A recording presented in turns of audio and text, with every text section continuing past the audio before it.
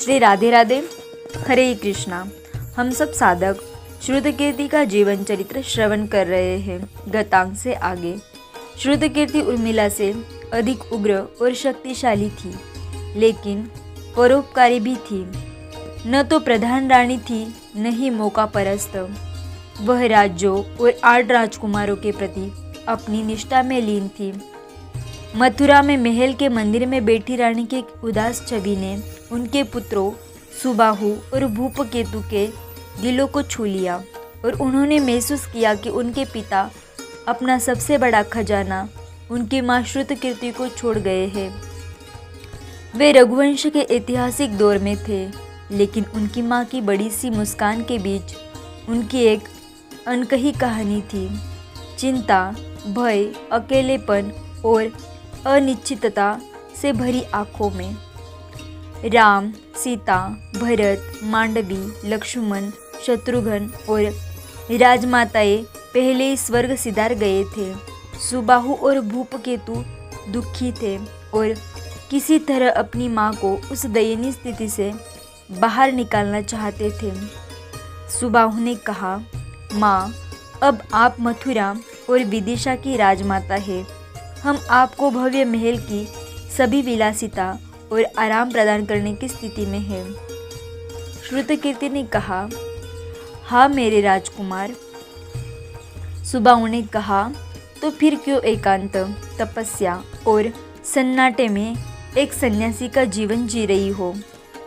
भूपकेतु ने कहा, माँ, आपने अभी भी पूज्य राम और सीता की उन छालों को रखा है और पूजा करती है। श्रुतकीर्ति ने कहा, हाँ बच्चों, मुझे अभी भी प्रतापी घटनाएं याद है जो राम और सीता करने के लिए निकल पड़े थे। बार बार छाल के वस्त्रों को देखकर और उनकी पूजा करने से मुझे जीवन भर सीख याद रहेगी। सुबाहु ने कहा, हाँ माँ, हम दोनों सहमत हैं। हम आपकी स्मृति के खजाने का सम्मान करते हैं। हम आपकी विरासत का सम्मान करेंगे और उसे जारी रखेंगे। श्रुतकीर्ति ने कहा, हम सभी के जीवन में ऐसे क्षण होते हैं जो अविस्मरणीय होते हैं। ये हमेशा हमारे मन में रहते हैं। यह सच है कि आज के ज़माने में पैसे से कुछ भी खरीदा जा सकता है, लेकिन यादें नहीं। हम सभी जीवन भर इन खूबसूरत और अविस्मरणीय पलों को इकट्ठा करते रहते हैं, ताकि ये हमारे दिलों में हमेशा के लिए संजोए जा सके। और जब भी हम इन अविस्मरणीय पलों के बारे में सोचते हैं तो हमारे चेहरे पर मुस्कान आ जाती है। चीज़ें ख़त्म हो सकती है, दोस्त बदल सकते हैं, लेकिन अविस्मरणीय यादें हमारे दिल में हमेशा के लिए कैद हो जाती है।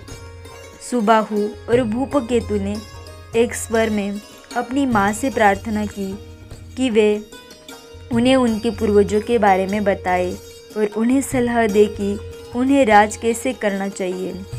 श्रुतकीर्ति ने कहा, तुम सभी को उर्मिला ने सलाह दी है कि तुम्हारे माता पिता भगवान के अवतार थे, लेकिन तुम सब भगवान नहीं हो। दैवीय शरीरों से उत्पन्न हुए सामान्य क्षत्रिय हो। रगों में दिव्य रक्त बह रहा है जो हमेशा किसी भी बुरे कामों और बुरे विचारों से सावधान करेगा। राम राज्य के सिद्धांतों का कड़ाई से पालन करना आपके लिए बहुत कठिन है, किंतु उन्हें आदर्श मानकर राज करने की कोशिश करो। सुबाहु और भूपकेतु ने कहा, हाँ, हम सहमत हैं माँ, कृपया हमें इसके बारे में और बताएं।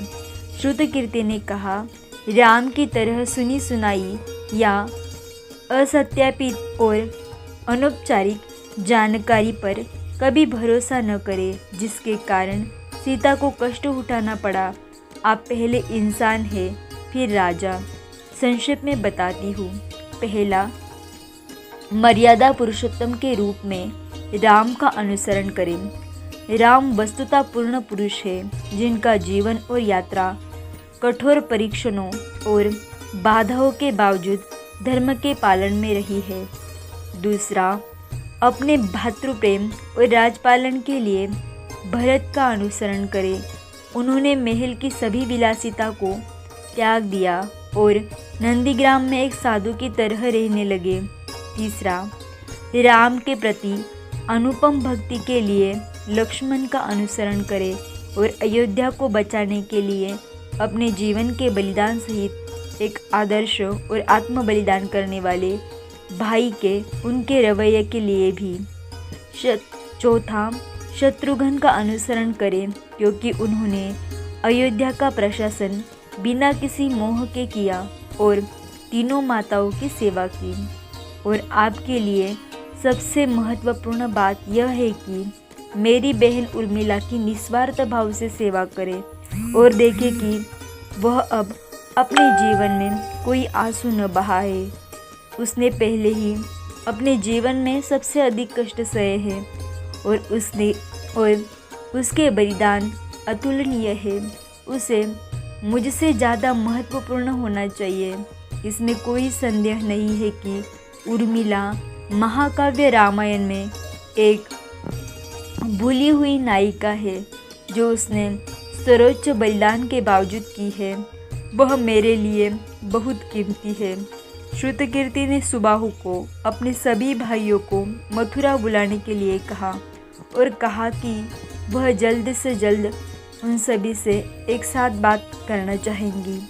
आगे की चर्चा हम कल श्रवण करेंगे। तब तक के लिए राधे राधे, हरे कृष्णा।